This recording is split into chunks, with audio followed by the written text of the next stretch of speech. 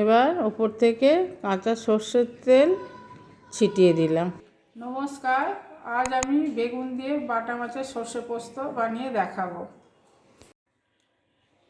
এই যে বাটা মাছ নিয়েছি, বেগুন কেটে নিয়েছি, এটা কালো সর্ষে, সাদা সর্ষে, পোস্ত আর কাঁচা লঙ্কা এটা বেটে নিয়েছি।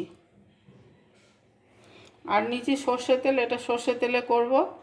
আর এই যে লবণ, আর মশলার মধ্যে নিয়েছি হলুদ, এটা লাল লঙ্কার গুঁড়ো, এটা কাশ্মীরি লঙ্কার গুঁড়ো, আর কটা কাঁচা লঙ্কা নিয়েছি চিড়ে নেবো, আর জিরে বাটা আর আদা বাটা। ব্যাস এই দিয়ে আমি বানাবো। গ্যাসটা জেলে দিলাম,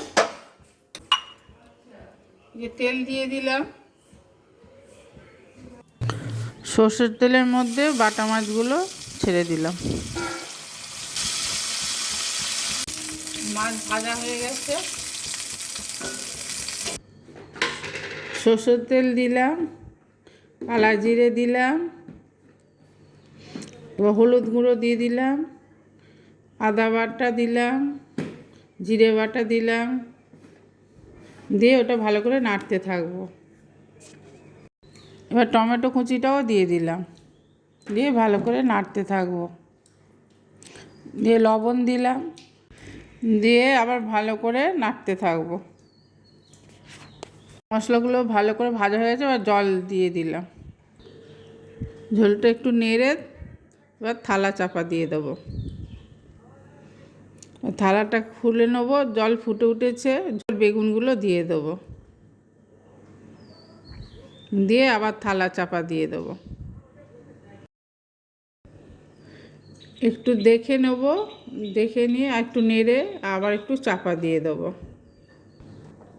ঢাকাটা খুলে সর্ষে পোস্ত বাটাটা উপর থেকে দিয়ে দিলাম, দিয়ে একটু নেড়ে চেড়ে নিলাম, নিয়ে উপর থেকে বাটা মাছটা দিয়ে দিলাম।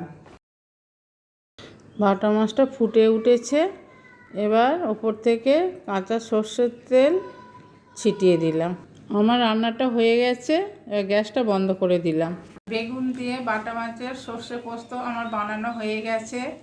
কেমন লাগলো জানাবেন, আপনারাও এইভাবে বানিয়ে দেখবেন। যদি ভালো লেগে থাকে একটা লাইক করবেন আর শেয়ার করে দেবেন। নমস্কার।